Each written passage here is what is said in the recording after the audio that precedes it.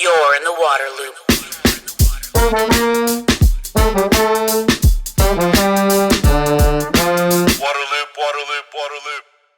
Waterloop is made possible in part by grants from Springpoint Partners and the Walton Family Foundation.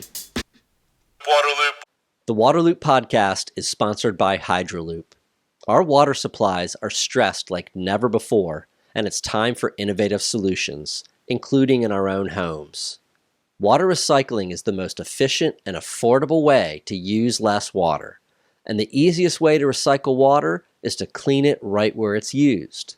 Think about all the water used in a home just once, in showers and laundry machines. It's called gray water. What if that water could be captured, cleaned, and used again? That's how nature does it. Now Hydroloop can recycle 85% of in-home water use. Hydroloop is a breakthrough technology for water recycling. It produces water that is clean, clear, safe, and disinfected. Then that water can be used again in the home for toilet flushing, washing machines, garden irrigation, and more. With Hydroloop, you can use water twice. Learn more at hydroloop.com. Hi, this is Travis with Waterloop. If you've listened to this podcast before, you've heard me talk about High Sierra shower heads. I am such a big fan of them for their water efficiency, for the powerful spray they provide, their solid metal construction, no plastic parts involved, and how they're made in the USA. But there are some other great recommendations on High Sierra shower heads. Let me share these with you. They are named Best Shower Head by Popular Science. They are named Best Shower Head by CNET.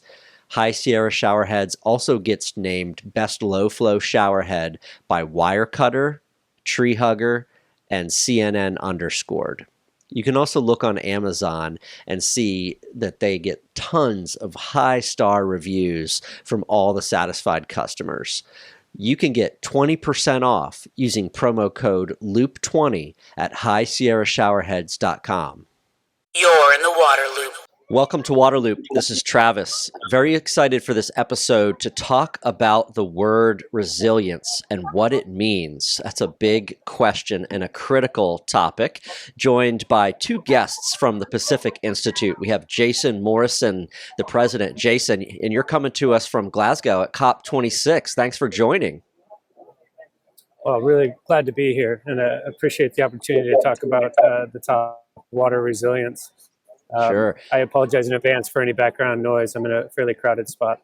Yeah, well, it's, this is news and this is timely, and it's great stuff that you're able to join us from there. And we also have Heather Cooley, Director of Research at the Pacific Institute. Heather, you've been on before. Thanks for coming back on the podcast. Thanks for having me. It's great to talk with you again.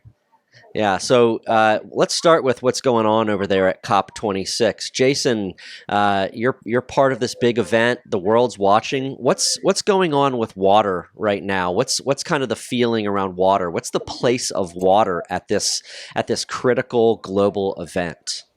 Yeah, so the story of water at COP26 is a little bit of two sides of the same coin. At one level, it certainly is getting increased attention and discourse among the delegates here, as compared to past years. At the COP in Paris about 5 or 6 years ago, the water pavilion or the water tent was in overflow parking, and it was mostly water people talking to themselves. So as compared to that, there's certainly a lot more attention and profile. But if you're following the news coming out of COP right now, almost all of it is still around net zero, the carbon reduction commitments, and the climate mitigation side of the equation. So still a ways to go before it's fully integrated into the policy discourse, but big steps forward as compared to previous years. That's a step up to get out of the overflow parking and get out of the parking lot and get a little bit more into the main building. That's a great step forward there. So let's pivot to this resilience, because I know that's a word that's probably all over the place at COP26. As it comes to water, what would you all say is driving the increased attention on water resilience? Obviously, climate change is part of that, and I'd love to hear you dig into that. But yeah, what are the reasons? Why is this so important right now? It's rising to the fore because there's growing recognition that climate change is water change. And these changes are not in the distant future. They're here and they're now. The changes are also happening much faster than many expected, and they're going to intensify. I think for all of those reasons, water resilience and the need for resilience is really, starting to resonate and starting to land with more and more communities around the world. And one of the other things I think that maybe layers on to the climate change issue and the stressors that are putting on water is, the state of water systems, in the United States for sure, and places around the world too. Like these systems are in a lot of cases old, aging, crumbling, and just not serving their needs. And so there seems to be, is that part of the resilience equation also from your perspective? It is, and in part it's an opportunity, because as we are thinking about reinvesting in our systems, investing in infrastructure, and thinking more broadly about what defines infrastructure, and it's not just gray infrastructure, it's the green infrastructure that's sort of, the larger watershed. Those sorts of questions, I think, become really important.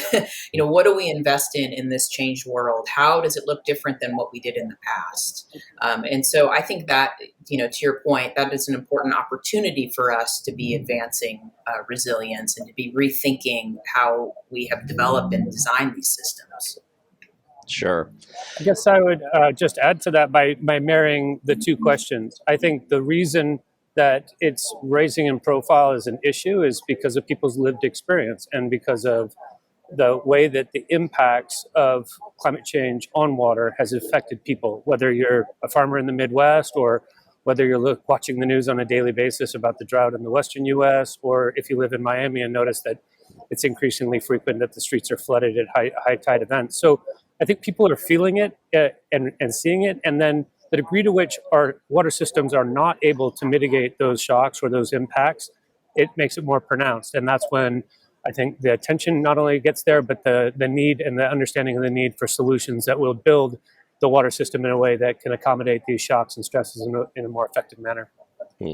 I like that point about the lived experiences. A lot of the talk about climate change and the impacts was kind of, in the future and theoretical almost, but we are really starting to see these things happen in a lot of different ways. And so that's motivating folks.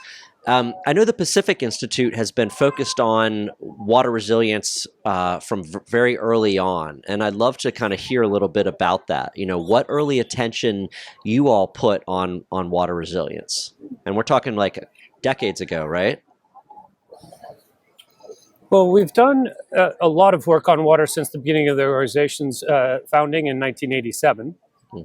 And there is link between water and climate, including very early work from our founder, Peter Glick, who was modeling what snowpack effects would happen in the Sierra Nevada as a result of climate change.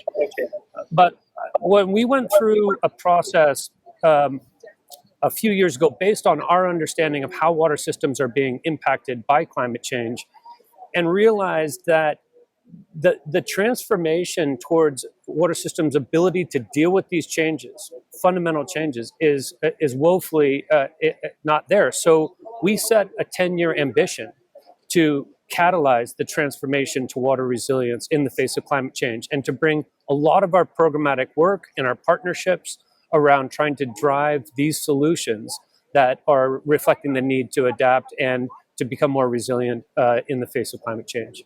When the Pacific Institute started talking about resilience and kind of sounding, raising this conversation 35 years ago, my math is a little off there.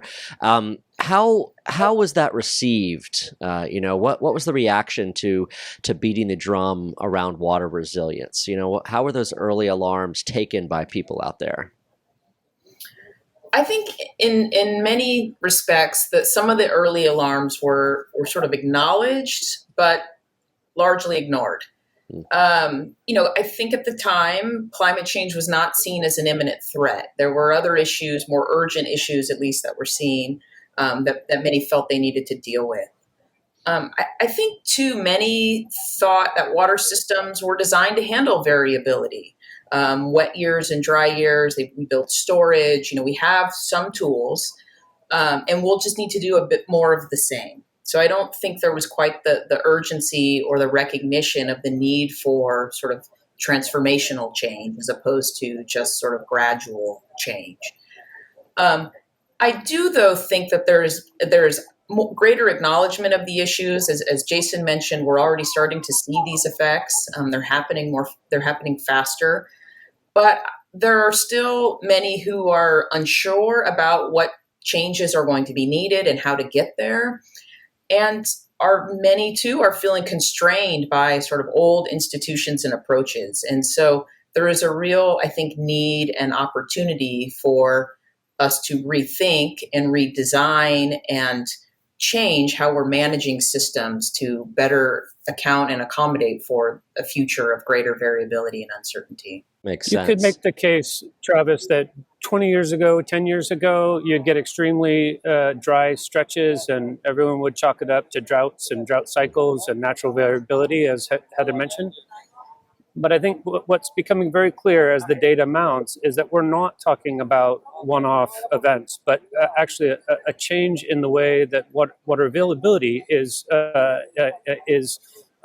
shrinking in some parts of the world. There was a recent report out by the World Meteorological Organization that showed that if you go back over the last 20 years globally for water availability, the wetter parts of the world are getting wetter and the dry parts of the world are getting drier. And in some places, annual water availability is shrinking over that same period of 20 years by 4 to 5 centimeters a year. That's 2 inches a year, which may not sound like a lot, but that's actually a lot of water in an arid region.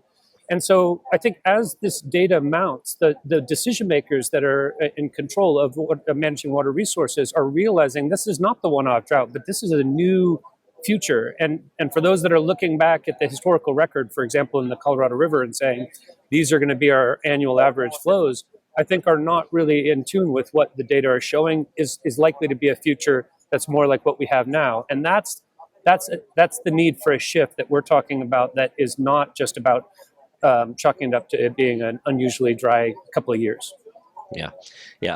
I cringe every time I see these news stories about the drought in the Colorado River Basin. Right, this is not just drought. This is like aridification. This is long-term change in the climate there. So the word resilience itself. Why is it important to actually put a definition on that word? It's one of the words I hear a lot. Innovation, sustainability, resilience. What do those things mean? But why is it important to define resilience? I think it's important because we need to name it to take action. We really can't wait anymore. Climate change is here. It's getting worse. And the risk of inaction is too great. It's not just doing a little bit more of the same. It's really rethinking, how do we manage these systems? How do we even think about the system? And so, I think for that reason, it's important that we define the term, that we start using the term, and people consider resilience in all of their actions and activities. That's for water managers, but it's for the private sector as well. It's for all of us to be keeping that sort of the idea in mind. Sure. So I know one of the things you all have done now is you've put out a definition of resilience, and it's got a lot of pieces to it. So love to have you share that news right now, and especially what your definition is of resilience. As Jason mentioned, we launched just 2 years ago a goal to catalyze the transformation to water resilience in the face of climate change. And with that, we set out to define the term. It helps to sort of guide us in our thinking and our work, but also for the broader community. And we define water resilience as the ability of water systems to function so that nature and people, including those on the front lines and disproportionately impacted, thrive under shocks, stresses, and change. I love that you that the definition is not too extensive, right? It's focused, it's concise enough that it really conveys that information. Jason, anything you want to add about that definition and how you arrived at that?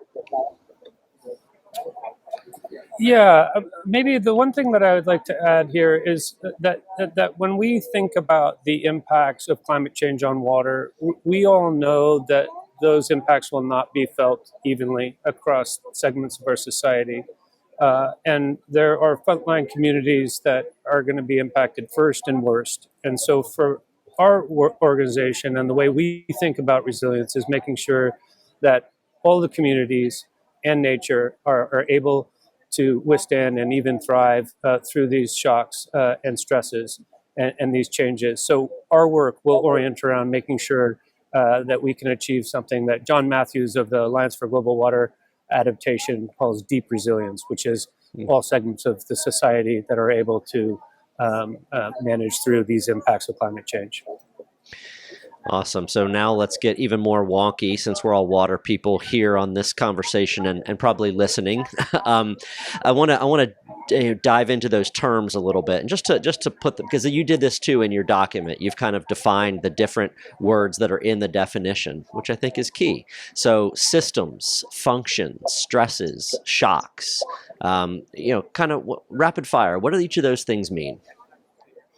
Well, yeah, great question, and important to define. So when we use the term water system, it's not just about pumps and pipes. That's sort of the old definition, and too narrow. Really, as nature and people are interdependent. And so when we use the term water system, we're using it broadly. It's including the natural environment and the built environment, and also the governance systems around those things. So we're thinking of it broadly, and it has to be thought of in that way. And when we talk about function, it's not, again, just about the provision of services for people. That's part of it. But it's also about ensuring that the processes and the structures that maintain the natural environment are maintained. Again, it's taking that broader approach of the interdependency between people and nature. And then two, stresses and shocks. Again, that's a important part of it. Stresses are the sort of gradual change, things like population growth, temperature increases, whereas shocks are the more sudden events, things like wildfires or floods.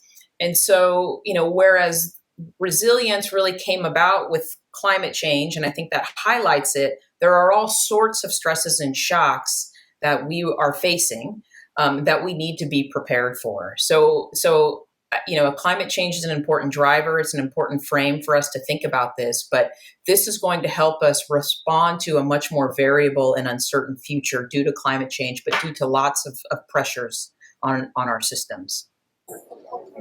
Yeah. Yeah, the way I would like to add to it, if I may, is when it comes to systems, if you're going to take a resilience approach, you need to not only think about the water system, but how it connects to other systems and impacts that might be manifest as a result of climate change. So for water, this would be the energy system, the food system, that are all, as you know, very reliant on water. So thinking about resilience and the ability to manage through these impacts is about connecting the water system to these other systems that are important. That's the first part I'd make.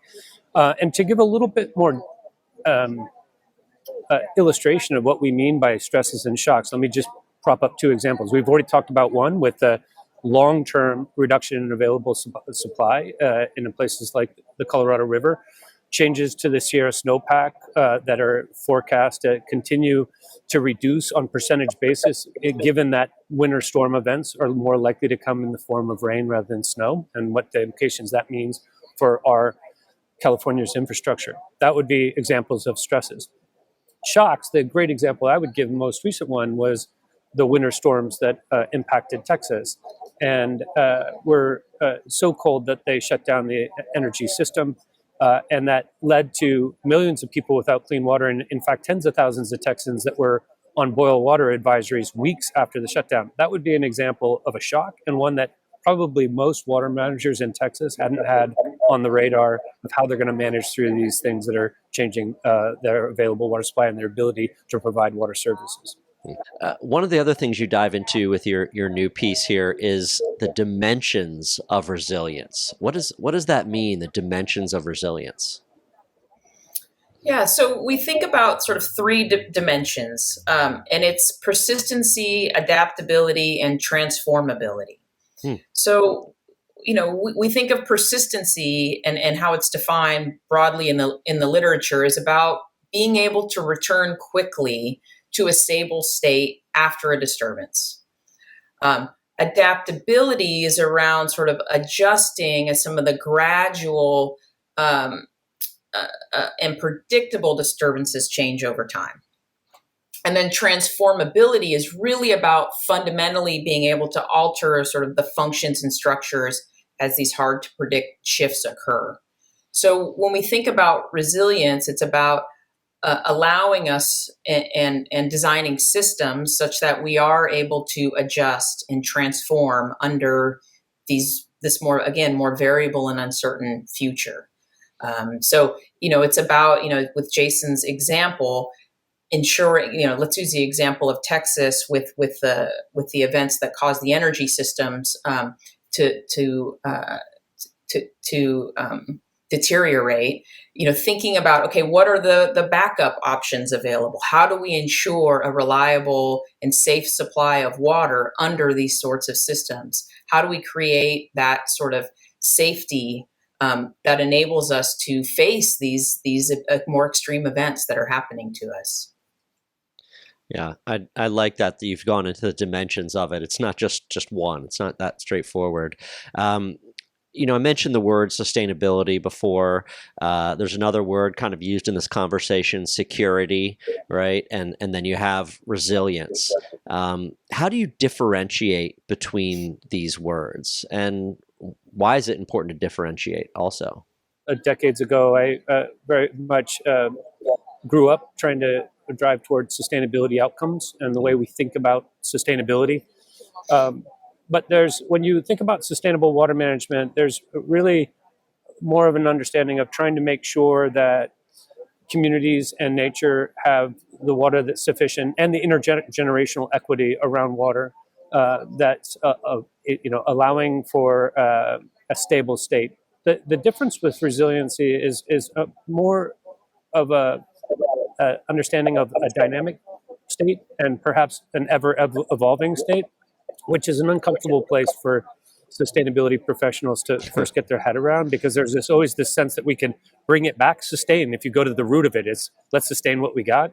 But I think with a resiliency mindset, there's more of a shift towards being able to dynamically evolve the system in light of the change. And I think the examples we were using around water supply availability is a good one. If you're in a persistence mindset, when there's a drought, you're figuring out how to make sure that all of the communities get the water they need during that dry period. But if you start realizing there's a shift towards the way the water system is not going to be what it was, there's no sustaining what it was. If the Colorado River is going to have 85% of what we historically thought it had in terms of river flow, then you have to start understanding that you've got to deal with the 85% as opposed to, hey, we're going to wait for that 100% come back based on historic averages.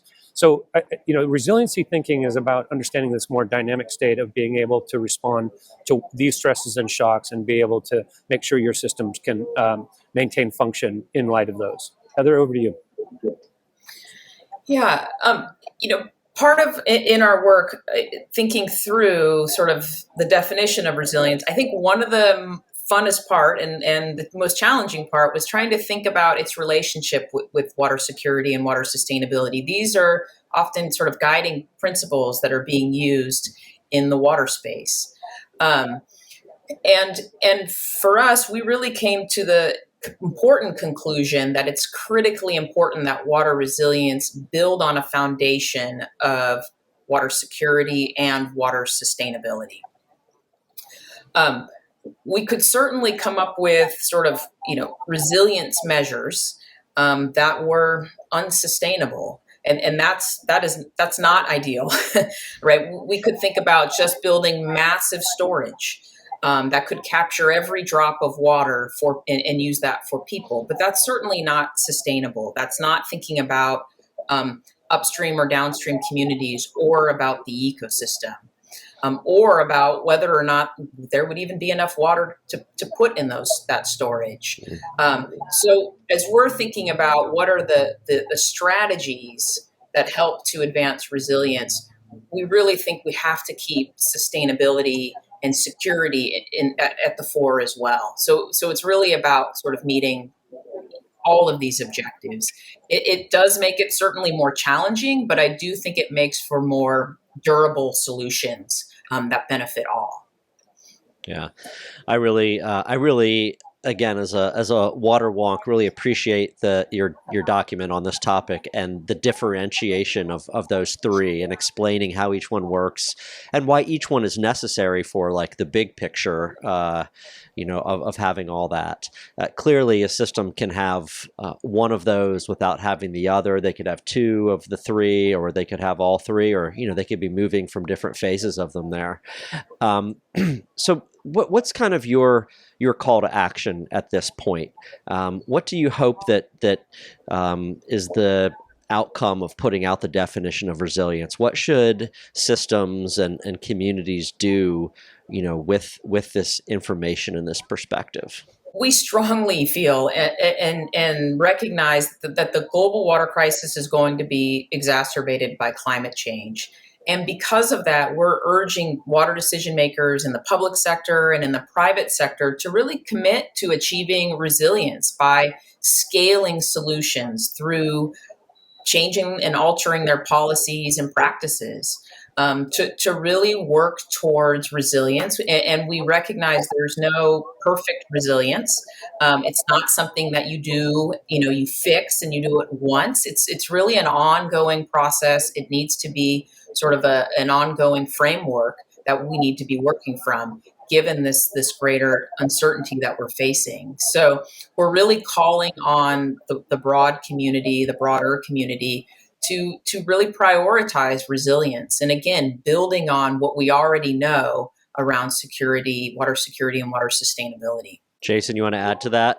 What's your call to action here? And what should systems do? What should communities do? With this definition of resilience, if they're really taking this seriously, this situation that we're in and that we're going to be headed towards, what should happen? Yeah, let me answer that in two parts, if I may. The first is about the call to action and the sense of urgency. It's hard not to be a little bit of a Chicken Little about this, because those of us that have been studying water and doing research on water for a long time are realizing that the changes on water systems are going to happen much faster than people are prepared for. So there is really some urgency about this. And so the accelerated adoption of leading practice on climate adaptation approaches and water resilience is really necessary. And you're already seeing leaders step up, but mainstreaming this is something that needs to happen faster than it's happening. So there's an urgency there. We think there's three areas that we are focusing our solution set around, where we think there's a lot of promise for accelerating progress towards water resilience. One is around demand management or efficiency and reuse. Heather can talk extensively about why we believe this is a no regrets pathway to building water resilience. There's work we've done recently in California that can demonstrate that. The second is investment in nature-based solutions, also that prove out to have many co-benefits on the climate mitigation side, as well as the adaptation side, biodiversity, human well-being, that is simultaneously building more resilient water systems. And then thirdly, a lot of work that still needs to be done to better understand which frontline communities are going to be disproportionately impacted, where and how we make sure that we prioritize mitigation strategies so that those communities are not disproportionately impacted. Heather, anything you would add to what I've said? I think, these strategies, as I mentioned, are priorities for us. We think that they are critical for building system resilience because they are robust, right? They're going to perform well in wet conditions, dry conditions. They help to provide redundancy to systems, and confer flexibility to those systems. So, I think efficiency is a great example where by reducing our demand and eliminating waste, we're able to make the best use of the water resources that we have. We see that here in the Western U.S. with drought. We've been able to dramatically reduce our water use, and that is enabled us to stretch our available supplies much longer. It also provides flexibility in how we think about the system and how we operate it. Lots of opportunities too around reuse and thinking about decentralized systems to complement our existing centralized systems. And as Jason mentioned, thinking more about green infrastructure and how to integrate that into this broader system. So there are, we think, lots of opportunities to be enhancing system resilience, and there will certainly be benefits broadly. I too will underline and highlight the point around frontline communities and really the need to ensure that these strategies that we're putting in place are also oriented towards helping those communities. You know, we know, for example, the way that many efficiency programs are oriented, they are not meeting the needs of low-income communities. They're not able to benefit from those programs as they're currently structured. So there are tremendous opportunities for us to be doing better, to be sure that we're meeting the needs of those communities who, again, are on the front line and are going to be, you know, experiencing this first and worst. We need to prioritize those activities in helping those communities as well. So a lot of the tools and techniques and tactics are kind of out there for building resilience and sustainability and security also. It's just about taking urgent action and pursuing these in a much more pedal to the metal kind of way. You know, especially for me, I'm always struck by what's happening out west in the US and the opportunities for water reuse and why there's just not projects getting put in place everywhere to go after that. But anyway, that's a little side commentary. Jason and Heather, I really appreciate the conversation. Great talking to you. I encourage anyone watching or listening to go to the Pacific Institute website and check out this definition of resilience document. Really great perspective and information. But thanks to you both for coming on. Appreciate it. Thank you, Travis. It was great talking with you. Thanks, Travis. Waterloop. Thanks, everyone, for listening to today's episode. A special thanks to Waterloop supporters Spring Point Partners and the Walton Family Foundation. Waterloop is sponsored by High Sierra Showerheads, the smart, stylish choice for conserving water, energy, and money while enjoying an invigorating shower. Use promo code LOOP20 for 20% off at highsierrashowerheads.com. Waterloop is also sponsored by Hydroloop, the innovative water recycling system for homes and businesses. Use water twice with Hydroloop. Learn more at hydroloop.com. If you like Waterloop, please subscribe to the YouTube channel or your favorite podcast platform. Follow us on social media and visit waterloop.org to sign up for updates. Waterloop, Waterloop, Waterloop.